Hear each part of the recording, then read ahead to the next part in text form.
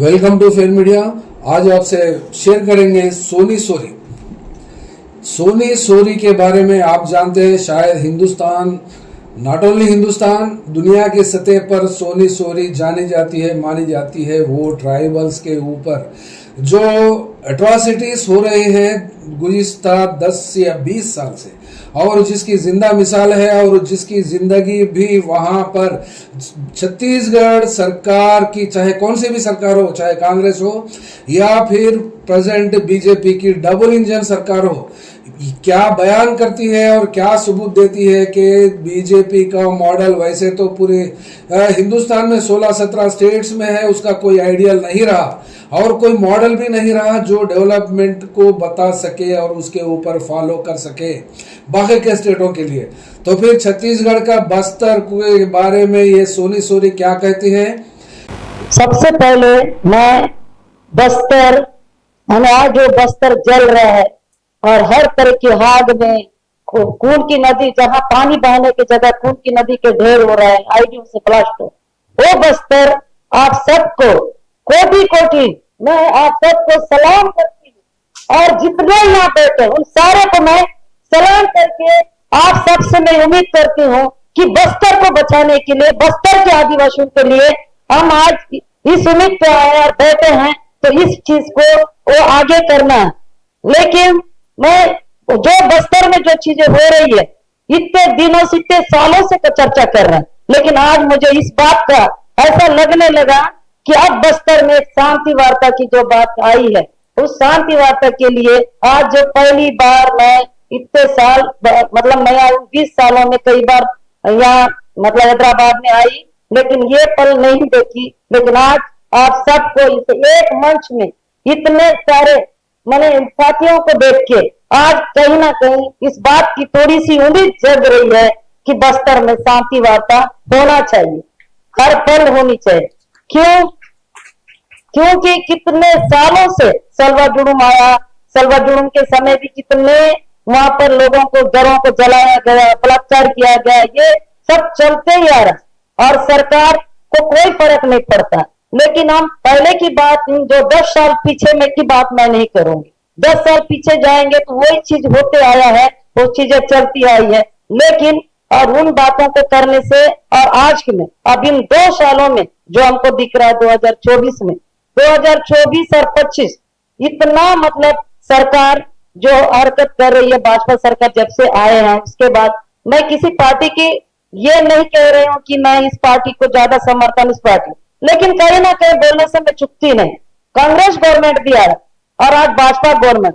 थोड़ा ना थोड़ा तो अंतर है। जो 2024 का डेटा देखेंगे और 2024 का 2025 का डेटा, दोनों में अंतर है। तो इतना नरसंहार आज क्यों? वो तो उस समय भी कांग्रेस गवर्नमेंट में भी होता है, ऐसा नहीं कि नहीं है, तो लेकिन उससे थोड़ा, लेकिन ये जो सरकार आने का अति हो गया। और आज जब शांति वार्ता की बात जब कर रहे हैं, पता है सरकार क्या वहां पर हमारे लोग आदिवासी को क्या भड़का रही है? सरकार ये भड़काने की कोशिश कर रही है, देखो हैदराबाद से जो लीडर है उनको मौत के घाट उतारने से अब शांति वार्ता की बात आ रही है। ऐसा करके वहां के लोगों को भड़का रहे हैं और वहां की कम्युनिटी किसी तरह की बात को लेके आगे ना स्टेटमेंट दे रही है, चाहे मैं हूं चाहे और भी लोग हैं, कोई समुदाय बाहर आके अपनी बात नहीं रख रहे। लेकिन उनके अंदर जाके उनको कैसे समझाना, कैसे कहना, ये हम सबको जो मंच में बैठे इन सारे लोगों को जाके इस बात को बस्तर में रखनी पड़ेगी। क्योंकि उनको लग रहा है कि नहीं, हैदराबाद के जो लीडर मारे जा रहे तब शांति वार्ता की बात आ रही है, लेकिन मुझे लगता है ऐसा नहीं है। क्योंकि ये तो आज लीडर मरने की बात नहीं, वहां के आदिवासी भी मर रहे हैं, यहाँ के लोग भी मर रहे हैं, लेकिन यहाँ की लीडर अगर बस्तर को वहां पर अगर जंगल बचाने के लिए अपनी बंदूकें लेके वहां लड़ रहे, तो क्या गुनाह रहा, क्या तकलीफ रहे? तो आज सरकार इस बात को क्यों कह रही है कि लीडर, देखो हमको किसी तरह का भेदभाव और ये सब चीजें में नहीं, लेकिन हमको चाहिए बस्तर की में शांति वार्ता, चाहे हैदराबाद के लीडर की ये हो रही हो, चाहे झारखंड की हो, छत्तीसगढ़ की, कहीं से भी, लेकिन शांति वार्ता। क्योंकि बस्तर भी एक भारत का एक हिस्सा है, हम आदिवासी भी एक भारत के हिस्से हैं। लेकिन वहां पर अगर नक्सल के नाम से, नक्सल मूवमेंट के नाम से आज वहां इस तरह से जो मौत हो रही है, घरों से निकाल के मार रहा है, इतना उसको तकलीफ दिया जा रहा है, आखिर क्यों? इंसान को क्यों क्यों मारना चाहिए, किस वजह से मारना? अगर कोई पकड़ा जाता है तो उसको कोर्ट में ले जाना चाहिए। अभी देखिए कितना, तोड़का में 6 लोग, करचोली में 14, पुड़िया में 12, गमपुर में 30, मुदवेड़ी में 1 बच्ची, नेशनल पार्क परसेगढ़ में 31 लोग, और फिर उसके बाद 3 कांकेर में जहां शंकर राजी हुए थे वहां पर 29, राजनांदगांव में 40 के लगभग, नारायणपुर मार्ग क्षेत्र में 10, अभी कोंडा गांव में अभी फिर से हुआ है 3। ऐसा तो कुछ लगभग डेटा में बता रहे, इतने तादादों में यही 2025 और 24 के लास्ट स्टेज में इतने लोगों को मारा गया और इतने को गोलियां सीधा चला रहे, और वो भी यह सबको देश में बता रहे हैं कि नहीं वहां बहुत बड़ी मुठभेड़ हो रही है। अरे उस समय तो लोगों को पकड़े जाते हैं, पकड़ने के बाद उसको मारा जा रहा है, गोली चलाई जा रही है। आखिर क्यों? उनको तो पकड़ के जेल में ले जा सकते हैं ना, तो कोर्ट तक पेश कर सकते हैं ना, दम है तो कोर्ट के आधार पर उनको सजा दिला सकते हैं, फांसी दिला सकते हैं, लेकिन गोली चलाने का अधिकार किसने दिया? इस तरह से गोलियां क्यों चल रही है? क्यों चलाना चाहिए हमारे? क्या शांति वार्ता क्यों नहीं हो? अगर 2 बंदूकधारी, सरकार भी बोली शांति वार्ता करेंगे, नक्सल मूवमेंट भी कह रहे, पार्टी भी कह रही है कि हम शांति वार्ता करें, अब दोनों के बीच में शांति वार्ता की बात आगे आई है। अब नक्सलवाद तरह से बात हो रही है कि हमारी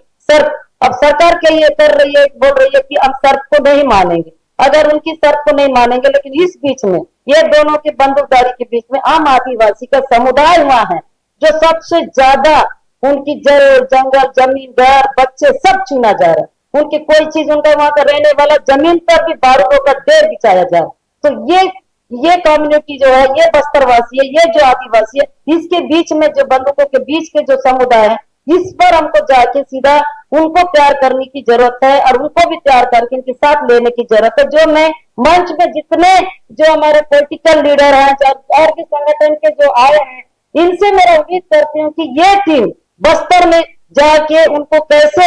एकजुट किया जाए, क्योंकि वहां के लोग देख रहे हैं कि हमको कहां से ताकत मिलेगी जिससे हम अपनी आवाज उठाएंगे। जब तक आप जैसे लोग यहाँ से साथी लोग वहां जाके नहीं कर पाएंगे, आसान नहीं है बस्तर के लिए शांति वार्ता की बात वहां करना, जो हमारे आदिवासी की बात कर रहे, क्योंकि दोनों बंदूकधारी तो अपना बोल दिए। अगर इस बार ये जो अवसर आया है शांति वार्ता, इस शांति वार्ता के लिए अगर हम लोग उसी तरह पूरी बहुत एक बड़े लेवल पे इस बात को नहीं मनाएंगे, नहीं करेंगे, आप अंदाजा भी नहीं लग सकते बस्तर अब बचेगा नहीं, बस्तर के लोग बचेंगे नहीं, क्योंकि सरकार अपनी वो कहेगी कि हम तो शांति वार्ता के लिए बोले थे,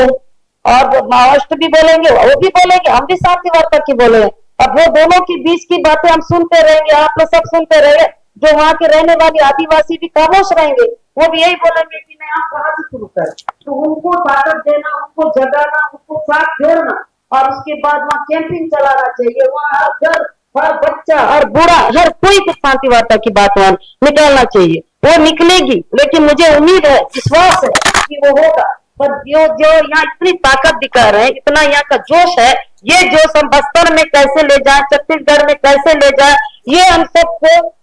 सबको सोचने की जरूरत है कि वहां हम कैसे इस बातों को रखें, क्योंकि शांति वार्ता तो होना ही चाहिए।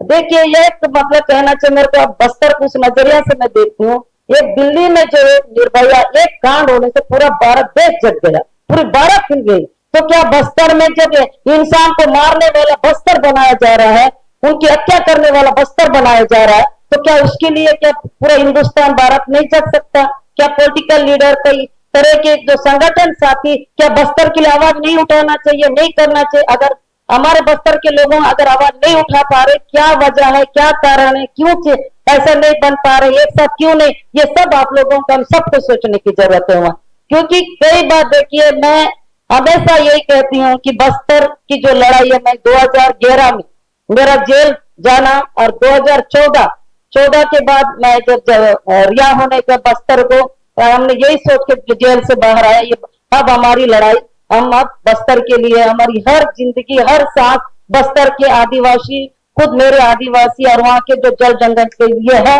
और उसी के लिए हमको लड़ना। तो मैं वहां पर लोगों को समझाने की कोशिश कर रही हूँ, ये बातें नहीं होना चाहिए कि हैदराबाद की झारखंड की वहां के लीडरों को मारा जा रहा है तो इसलिए उधर से आवाज नहीं, ये समय आ चुका है बस्तर में शांति वार्ता का, और इसको हमको सबको मिलके करना चाहिए। तो बहुत सरकार अपने आप को जीतने के लिए भड़का रही है ना, ऐसा नहीं है कि वो लोग ऐसे, वो भी चाहते हैं, वो जंगल में रहने वाला आदिवासी भी चाहता है, वो तो रोज मर रहा है, रोज कट रहा है, रोज उनकी जिंदगी पूरी तबाह होके गई। आज जो कह रहे हैं कि बीजापुर जिला, ये एक जिला ऐसा है जहां नंदराज पहाड़ के लिए भी लड़ा गया था, अडानी का जो वहां पर पूरा घेराव करके अडानी को घुसाने के जो वहां लगभग आज पूरा चारों तरफ से पहाड़ के किनारे किनारे जितना पूरी फोर्स लग चुकी है, 12-13 जो मुदगंडी, सवलना, तोड़का, करचोली, ये वो इलाका को पूरा किया। कितनी कैंप वहां क्यों जरूरत, और वहां के लोगों को क्या कर रहे हैं कि पूरा अभी जो घटना घटी, वो घटना को भी आप लोग के सामने बताती हूँ। तो मुझे उस दिन से मैं खुद सोच नहीं पा रही हूँ, इतने साल की लड़ाई में ऐसे ऐसे चीज देखने, हमने कई तरह का चीज देखा, कैसे कितने को बलात्कार करे, उसके बाद में उनके शरीर तक का जाके हम लोग ने देखा, कई बार उनकी गुप्त अंगों को देखते हैं कितना सुजा रहता है, ये दो जान जैसा एक साथ नहीं हो पाता, वो जगह को इतनी उस नाव में करते हैं, इतना बड़ा ऐसा लगता है कि मैं जमीन में एक गड्ढा को देखी थी, मैं खुद अपनी महिला बहनों के गुप्त अंगों में वो इस जगह देख रही हूँ। ऐसे चीजों को भी हमने देखा है, और कई तरह की जो मार दिया जा रहा है, वो बॉडी कीड़े लग गई है, वो भी आप लोग ने देखा। लेकिन अभी जो वर्तमान का जो है, जो जंगलों को जो घेर रहा है, तो वहां तोड़का में चारों तरफ से पुलिस ने फोर्स ले गया लोगों को, और ले जाके कुछ दूरी पे, तो वहां जब मैं मतलब जब वो बॉडी सब करने के बाद ही मैं गई थी, तो वहां बॉडी में मुझे बता रहे, जब मैं पूरा पूछ रहे हूँ तो बता रहा कि जीवातिन कोई करो, जीवातिन कोई करो, उसका मतलब वो है मेरे पति का लिंग को खड़ा करवा के, मतलब ऐसा करके काटे हैं, उनके गुप्त अंगों को काटे, वो है ही नहीं है, ये वो बता रही थी। तो आप सोच लीजिए ये कैसा एक युद्ध बोली है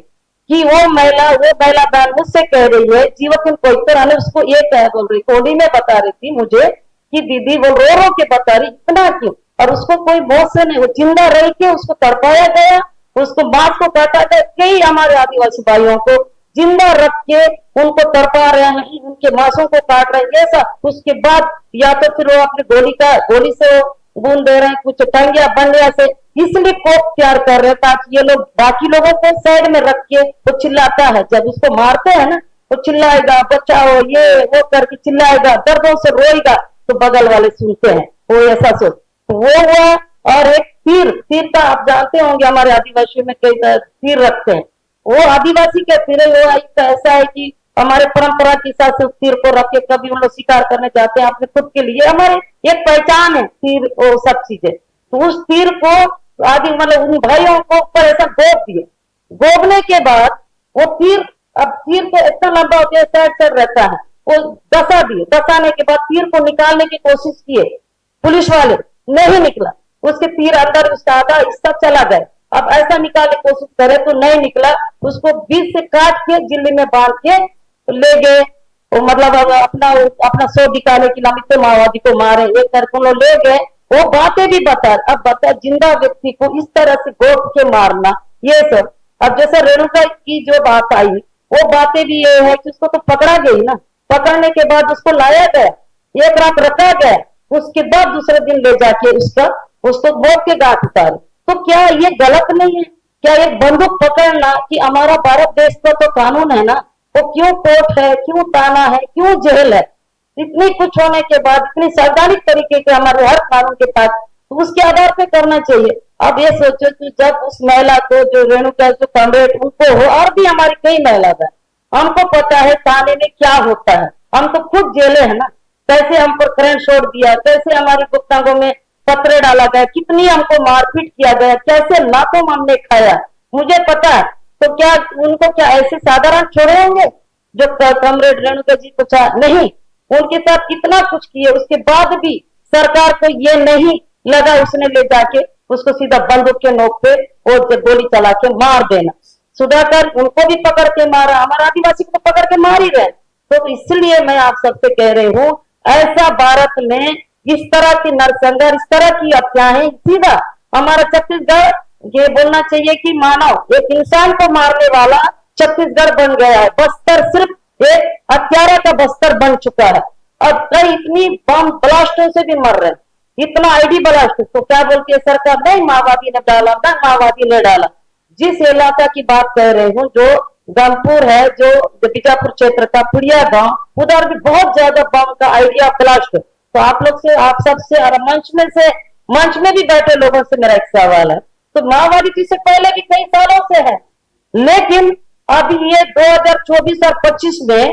कैंप लगाने के बाद इतना आईडी ब्लास्ट, इतना गोला बारूद जमीन से क्यों फुट रहे हैं? इससे पहले भी माओवादी थे, तो उस समय तो हमारे आदिवासी बढ़िया जंगल जाते थे, मोआ बीनते थे, आम बीनते थे, मूलकन तोड़ते थे, मछली पकड़ने जाते थे, कई तरह की साग सब्जी लाके बिंदास आजादी की तरह जाके उन जंगलों से लाते थे। लेकिन आज वहां आदिवासी कई जार चढ़ता है, विस्फोट हो रहा है, आईडी पानी में जाता है, आईडी वाला ब्लास्ट हो रहा है, तो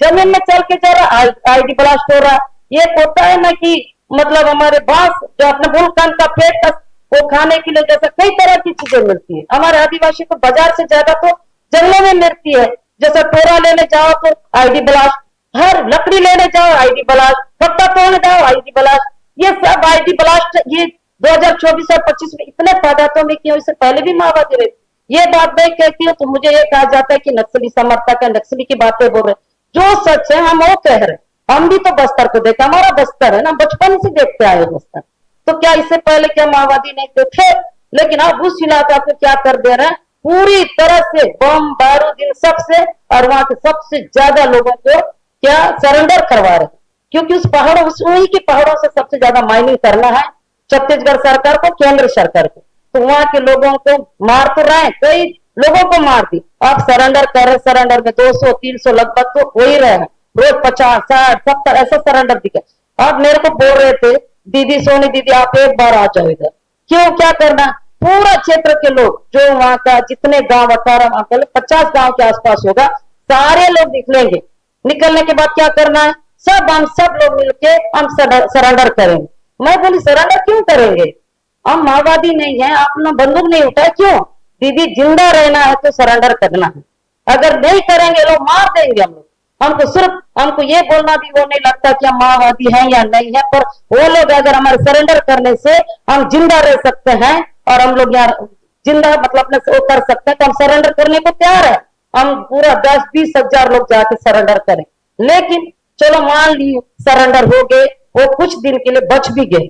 लेकिन उसके बाद मुझे जो लग रहा है वहां का सरेंडर करने के बाद वो क्या करेगी, जितना जिंदल हो, अडानी हो, जितनी कंपनी आएगा, सरकार क्या करेगी, सुप्रीम कोर्ट जरूर डालेंगे और बोलेंगे इस इलाके के रहने वाले सब माओवादी हैं। देखो ये रिकॉर्ड है, 10,000 20,000 का जो सरेंडर रिकॉर्ड है, इनको सुप्रीम कोर्ट भी कहेगा अच्छा ये तो इनको एक काम करो, इसको स्थापन के लिए कुछ और जगह दे दो, इस जगह को खाली करो, वो कोर्ट का आदेश आ जाए, फिर हम सब चिल्लाते रहेंगे, बोलते रहेंगे नहीं ये कैसा, भाई यही लोग तो अपना सरेंडर किए हैं, सरेंडर करके आए, तब हम बोलेंगे नहीं मजबूरी में सरेंडर, उसे कोई नहीं मानेगा। देश भर में हम हल्ला करेंगे, मजबूरी है, जिंदा रहने के लिए लोग सरेंडर किए मेरे आदिवासी, कोई नहीं मानेगा। बहुत लोगों के दिमाग में है वो माओवादी थे होंगे तभी सरेंडर किए हैं, लेकिन ये भी सरकार का एक रणनीति है। तो इसलिए हमको शांति वार्ता का सख्त जरूरत। अगर माओवादियों ने 2 शर्त रखा तो हमारा जो कम्युनिटी है, हम बोल रहे हैं कि 5वीं अनुसूची, पैसा कानून, ग्राम सभा, ये सारा हमारे अधिकार में दे,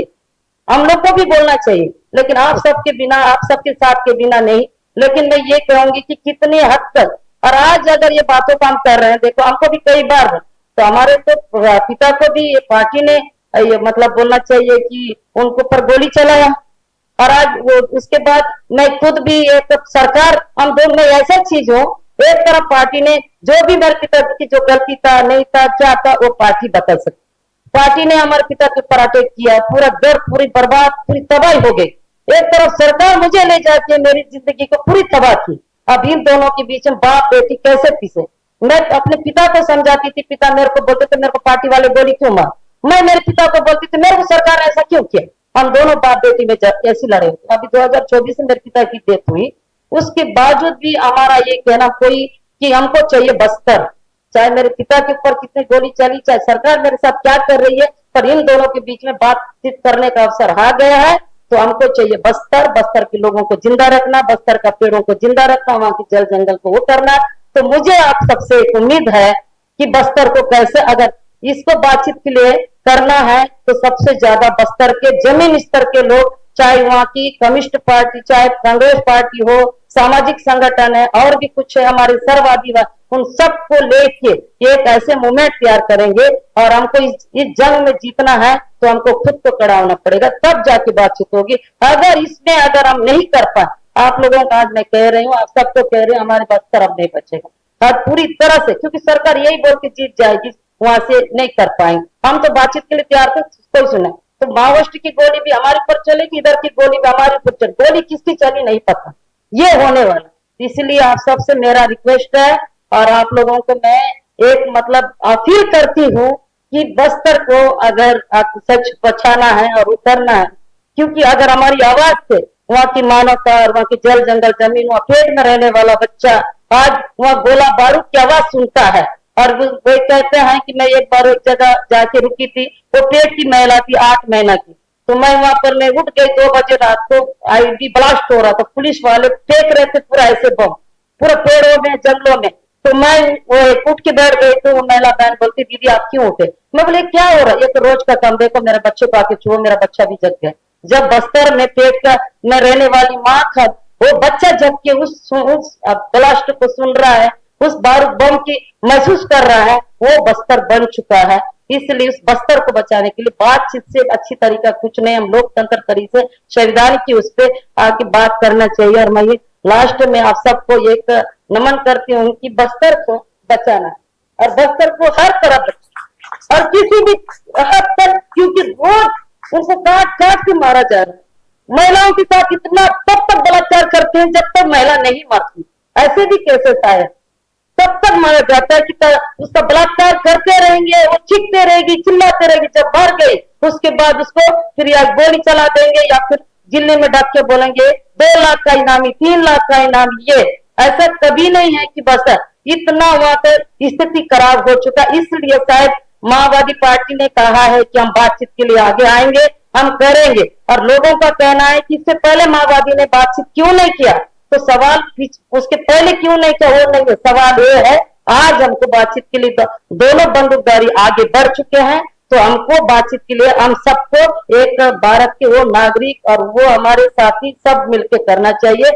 जिससे लाखों आदिवासी को बचाएंगे तो लाखों हमारे पहाड़ और पर्यावरण सारा बचेगा। वो आप सब के लिए, हम सब के लिए, देश के लिए वो बहुत बड़ा एक रूप होगा, बहुत अच्छा होगा। तो मैं आप लोग से ये उम्मीद करती हूँ और बस इतना कह के और इससे आगे और जो रणनीति बनना है वो बना लेना चाहिए। लेकिन आपके सब मंच के जितने साथी आए सबसे मेरा निवेदन है कि बस्तर को बचाने के लिए आप लगाए, क्योंकि हर पल हम वहां पर तड़प तड़प के जी रहे हैं। ऐसा नहीं है कि कोई ऐसे दिन है कि दीदी आज यहाँ गोली चला, दीदी आज हम तो ये करे, कोई कपड़े उतार रहा है, कोई कपड़ों को निकाल के बताते हैं कि ऐसा कर रहा है।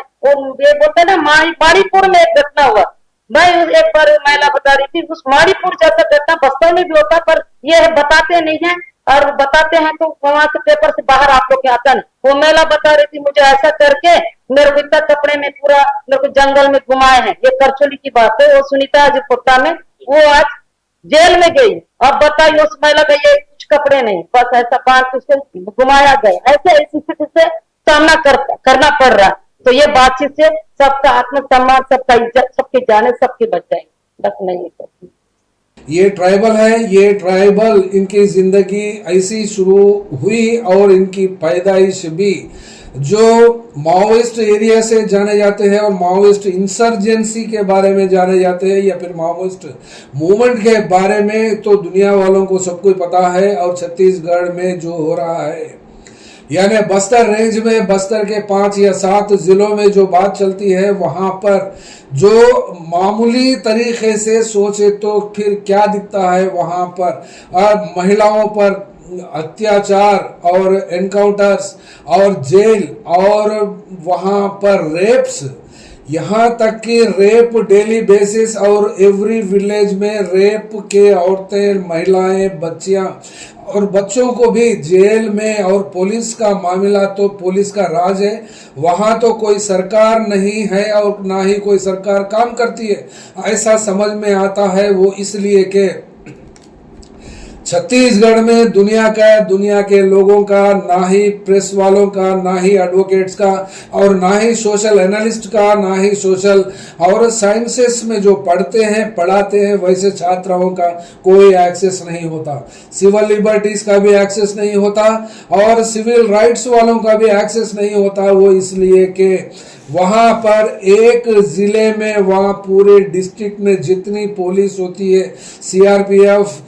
Even ITBT, Indo Tibetan border force, ऐसी सेंट्रल कंट्रोल में यानी गवर्नमेंट ऑफ इंडिया के कंट्रोल में जितने भी डिफेंस फोर्सेस है वो पूरे वहां पर तैनात किए हैं। और वहां पर खाने को खाना नहीं है, भूख मरी है, गरीबी है, और साथ ही साथ इसके साथ पुलिस टार्चर, पुलिस हरासमेंट और पुलिस का control, police excess, over and above use of power against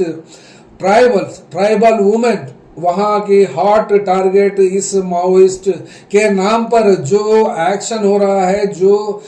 जिसको कह सकते हैं Maoist elimination at the end of 2026 March 31 को जो अमित शाह वहां पर एक टारगेटेड मर्डर्स और टारगेटेड किलिंग्स और targeted violence, targeted rapes, targeted harassments and atrocities वहां ट्राइबल्स के ऊपर हो रही हैं। और किस हद तक हो रहे हैं इसके बारे में कोई बाहर के लोग अगर बोलते हैं तो फिर भरोसा नहीं होता। और जितने भी जा सकते हैं तो वहां पर जाने की इजाजत किसी को नहीं होती। वो इसलिए नहीं होती, माओइस्टों के खिलाफ जो ऑपरेशन कगार चल रहा है, इस ऑपरेशन कगार में वहां पर लाखों पुलिस तैनात की गई है और हर किलोमीटर 2 किलोमीटर रेंज पे एक चेक पोस्ट होता है। और वहां का पॉपुलेशन जितना है उतना पॉपुलेशन को डिवाइड करते हैं तो एक पुलिस वाले को 4 से 5 आदमियों को एक पुलिस वाला वहां पर तैनात किया गया है। वो इसलिए कि वहां पर माओइस्टों का खात्मा करने का चैलेंज अमित शाह अपने आप कमांडर इन चीफ बनकर, यानी पूरे हिंदुस्तान के होम मिनिस्टर होने के बावजूद भी ये ऑपरेशन कगार को अमित शाह ने अपनी जिम्मेदारी से और डे टू डे इंफॉर्मेशन और डे टू डे अपडेट्स देते हैं। और वहां जो होता है मामला उसके ऊपर फौरी अमित शाह का ट्वीट आता है और ट्वीट से वहां के लोगों का मोरल, यानी Maoist, anti Maoist defence personnel जो ऑपरेशन कगार में इंगेज है वो लोग का मोरल बढ़ाते हुए, और वो लोग के ऊपर कोई चीज का मामला आज तक भी कानून की सतह पर नहीं लिया गया। वो इसलिए कि वहां पर कोई कानून नहीं है, कोई लॉ एंड ऑर्डर नहीं है, और कोई कॉन्स्टिट्यूशन नहीं है, और कोई कोर्ट नहीं है, और ह्यूमन राइट्स नहीं है, और कोई सी चीज भी नहीं है। वो जैसा कि एक टॉर्चर सेल होता है जिसमें किसी के राइट्स नहीं होते, वहां पर एक मानो में it is open jail to be treated as prisoners. इस ऐसा मामला देखने को मिलता है और समझने को मिलता है। इवन एक बात यहाँ पर बोल सकते हैं कि गाजा स्ट्रिप को इजराइल और अमेरिका मिलकर किस तरह से बॉम्बिंग किया था तो एक ही बार 100, 200, 500 लोग मरते हैं, लेकिन यहाँ पर day by day, hour by hour, minute to minute ऐसा इस तरीके का टार्चर, किलिंग, रेप्स, ऐसा बच्चों को भी छोड़ा नहीं जाता। वो लोग को भी गोलियों का शिकार करते हैं। और दूसरी तरफ एडवोकेट्स केस को माफ कराने के लिए पैसों का डिमांड होता है, और पुलिस भी करप्ट होकर वहां पर ट्राइबल्स के पास पैसे मांगती है, और पैसे लेकर भी वो लोग का केस माफी नहीं करती। और माफ करने के नाम पर, यानी सस्पेक्ट माओइस्ट लिंक यहाँ वैसा देखा गया तो माओइस्ट इंसर्जेंसी के नाम पर, माओइस्टों को एलिमिनेट करने के नाम पर वहां पर एक ओपन जेल बन गया है बस्तर रेंज पूरा। इसलिए सोनी सोरी का मामला देखते हैं तो फिर 2011 से लेकर और आज तक भी सोनी सोरी की गलती क्या है। सोनी सोरी तो उस वहां पर बस्तर जिले में पैदा हुई हैं और वहां बड़ी हुई हैं और उसके बाद में उन्होंने वहां पर एक वार्डन की नौकरी मिली और वार्डन की नौकरी के दौरान उनकी फैमिली और उनको कंप्लीटली जेल की जिंदगी गुजारना पड़ा। और यहाँ तक के अपने बयान में भी वो कहती हैं कि वहाँ के वुमेन, ट्राइबल वुमेन के ऊपर कितने अट्रॉसिटीज होते हैं और कितना होता है, उसकी जिंदा मिसाल अपनी जिंदगी को बनाया। और यहाँ तक के अपने को अपने आप पे कहा गया कि वो माओइस्टों को खाना देती हैं या फिर कोरियर का काम करी है या फिर कौन से तरीके से माओइस्टों का सपोर्ट किया है, ऐसा कहकर उनको जेल में डाला गया। और जेल के दौरान यहाँ पर जेल की बात करते हैं, नॉट पुलिस स्टेशन, ये पुलिस यानी रिमांड होने के बाद में जो सेंट्रल प्रिजन में होते हैं और प्रिजन में होते हैं, जेल में होते हैं, वहां पर उनको बगैर कपड़ों के बिठाया गया और उनके प्राइवेट पार्ट्स में पत्थरें ढकली गई, पत्थरों से उनके अंग को वहां पर टॉर्चर किया गया। ऐसी बात उन्होंने कही है अपनी एक, आप भीति समझिए इसको, कल अपनी तकरीर में ये बात कही है। और ये तकरीर में कई चीजें बताई हैं, इसीलिए तो हम कहते हैं कि ये बीजेपी का ओरिजिनल फेस है और ये ओरिजिनल डेवलपमेंट है और ये ओरिजिनल मॉडल है। ये छत्तीसगढ़ का जंगल को किसके लिए वहां पर ऑपरेशन कगार चला रहे हैं और मल्टीनेशनल कंपनीज को बेचने के लिए आयरन ओर हो, जितने भी वहां पर वैल्यूबल और कॉस्टली ओर्स मिलते हैं, उसके लिए वहां की जमीन को 5 से 6 हजार किलोमीटर का रेंज में जो फॉरेस्ट है, उस फॉरेस्ट को खत्म करके, यानी फॉरेस्ट को खत्म करना नहीं हो सकता, तो इसलिए वहां के लोग को खत्म करना वो सरकार, डबल इंजन सरकार चाहती है। और ऐसे मामलात को देखने में उनका मामला, इनका अरेस्ट, सोनी सोरी के अरेस्ट से पहले उनके हस्बैंड को भी अरेस्ट किया गया और उनके अरेस्ट के बाद में उनको जो टॉर्चर पुलिस करने के बाद उनको पैरालिसिस हो गया और पैरालिसिस होकर चलने फिरने के काबिल नहीं रहे और घर में पड़े रहने की वजह से और उनकी देखभाल करने के लिए सोनी सोरी ना रहने की वजह से उनके जिस्म में कीड़े पड़ने के बाद उस कीड़ों की सफाई तक कर नहीं पाए और उनके शहर के अंग अंग में भी कीड़े पड़ गए थे, उसको भी देखने के लिए और ना ही कोई आगे आया और ना ही कोई उनकी सेवा की और कॉन्सिक्वेंटली उनकी डेथ हो गई। और यहाँ तक भी वहां पर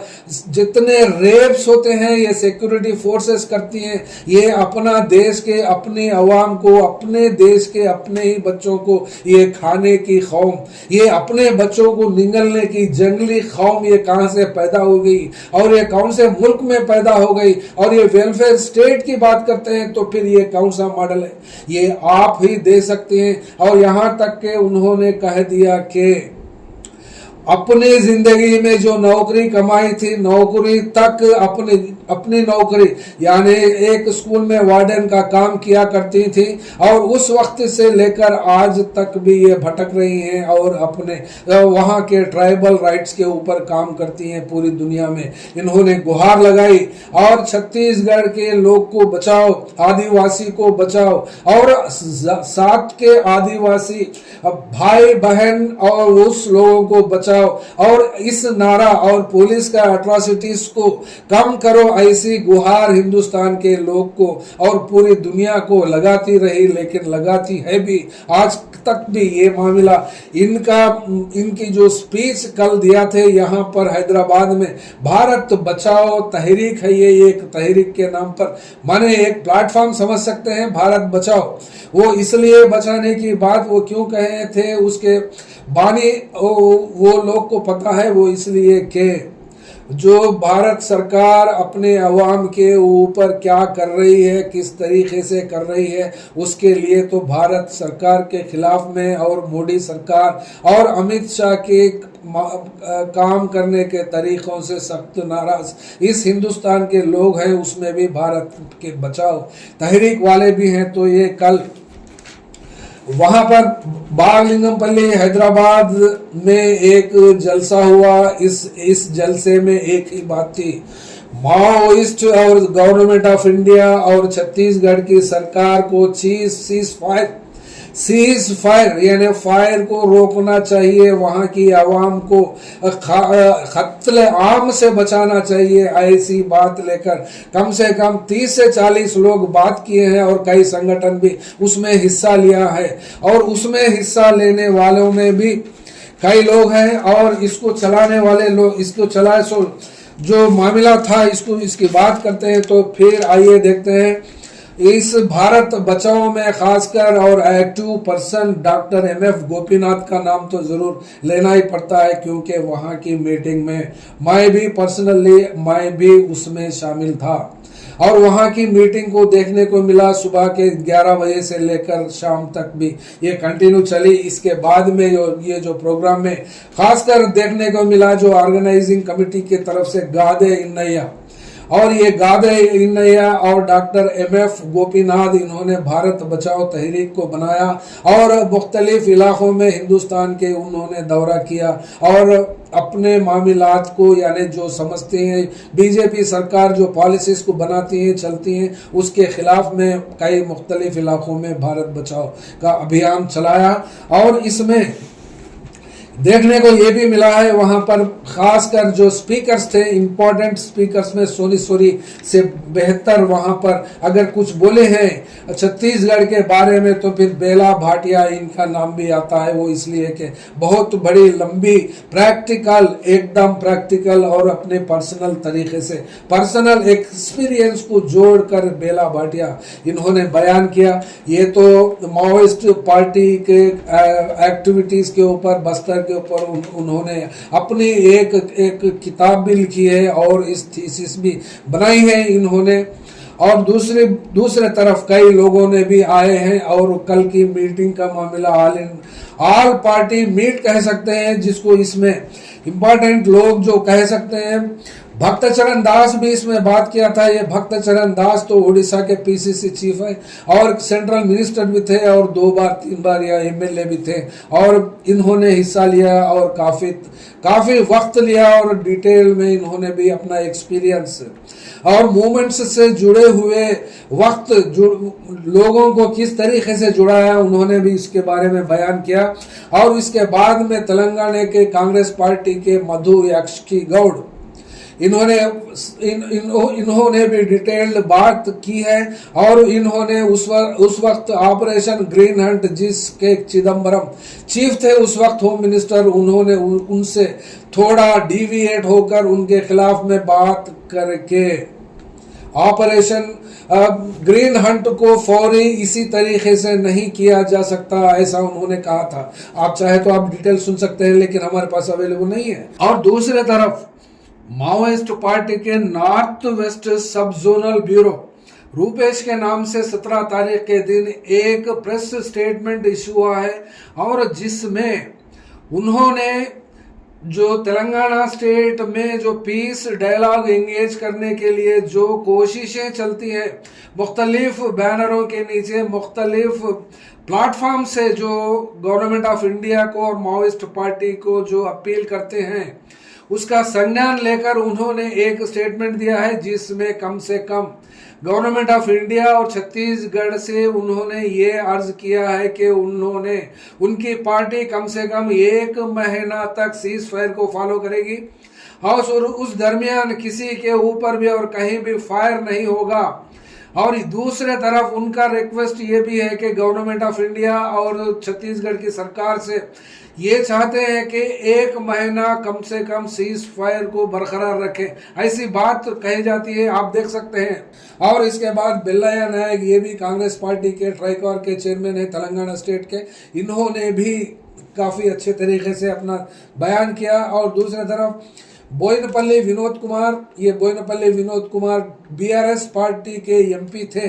और साबिका तरीके से भी इन्होंने बीआरएस पार्टी में एक्टिव है, इनको भी देखने को मिला अपने को। और दूसरा सीपीआईएमएल न्यू डेमोक्रेसी पार्टी की तरफ से सादिनेनी वेंकटेश्वर राव भी बाद इसमें हिस्सा लिया। और दूसरी तरफ जस्टिस चंद्र कुमार, यानी जस्टिस इसलिए कहते हैं, रिटायर्ड हाईकोर्ट जस्टिस थे ये, और इन्होंने piece dialogue committee,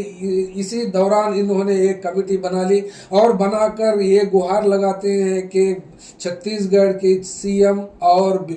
government of India BJP सरकार से और माओइस्ट पार्टियों से इमीडिएट सीज फायर का बयान और सीज फायर करने का डिमांड लेकर इन्होंने इस कमेटी को बनाया। और उसके बाद में कोदंडराम, प्रोफेसर कोदंडराम, ये तेलंगाना जन समिति के चीफ हैं, इन्होंने भी सीज फायर के लिए डिमांड किया है गवर्नमेंट ऑफ इंडिया से और छत्तीसगढ़ की सरकार से। और प्रोफेसर हरगोपाल, ये तो ह्यूमन राइट्स प्रोटेक्टर है और ह्यूमन राइट्स डिफेंडर है, और इनको कम्प्लीटली माओइस्ट मूवमेंट के बारे में और आदिवासी जिंदगियों के बारे में कम्प्लीटली पता है। और इन्होंने काफ़ी वक्त तक इन्होंने काम भी किया है और इनको अच्छा खासा कमांड भी है इस इश्यूज के ऊपर। और कई लोग बात कर रहे हैं जिसमें संध्या यानी सीपीआईएमएल पार्टी की इन्होंने लेडी विंग है और इन्होंने कई सालों से भी पीओडब्ल्यू के नाम से जाने जाते हैं और कई लोग भी इसमें शिरकत की। लेकिन यहाँ पर इम्पोर्टेंट बात ये होती है कि ये भारत बचाओ तहरीक का मामले को लेकर या उससे पहले पीस डायलॉग एंगेज करने के बात आती है तो फिर ये दूसरा मामला है। और इससे पहले भी एक महीना पहले उसी बागलिंगमपल्ली में भी एक मीटिंग कॉल की गई थी जिसका मेन डिमांड ये है कि छत्तीसगढ़ को बचाओ और वहाँ पर जो एट्रॉसिटीज सेंट्रल और स्टेट गवर्नमेंट्स वहाँ के ट्राइबल्स पर कर रही हैं और एनकाउंटर्स कर रही हैं उसके ऊपर इमीडिएट सीज फायर का डिमांड ये भी करते हैं। और यहाँ पर पीस डायलॉग कमेटी भी फॉर्म हुई है और इस पीस डायलॉग कमेटी में इम्पॉर्टेंट लोग हैं और ये लोग भी मुख्तलिफ इलाकों में मीटिंग्स कर रहे हैं। इसके तो है ही, इनके बाद में और एक जनरल सेक्रेटरी हो या फिर एक्टिव है जिनुगु नरसिम्हा रेड्डी है और ये जंपन्ना नाम से जाने जाते हैं। ये जंपन्ना माओइस्ट पार्टी के सेंट्रल कमेटी में रह चुके थे और अब मेन स्ट्रीम पॉलिटिक्स में आ गए हैं आने के बाद। और इन्होंने भी सीज फायर के लिए डिमांड कर रहे हैं, not only government of India और छत्तीसगढ़ की सरकार, साथ ही साथ माओइस्ट को भी कम से कम एक महीने तक तो इसके बारे में सीज फायर के लिए डिमांड तो चलती है बात, लेकिन ये कहाँ तक इसके ऊपर चलता है ये देखने को मिलती है बात। और यहाँ पर एक मानो में खुली बात है, छत्तीसगढ़ को बचाने के लिए सोनी सोरी का ये जो कंप्लीट उनकी तकरीर है यहाँ पर आप देख सकते हैं। Thank you.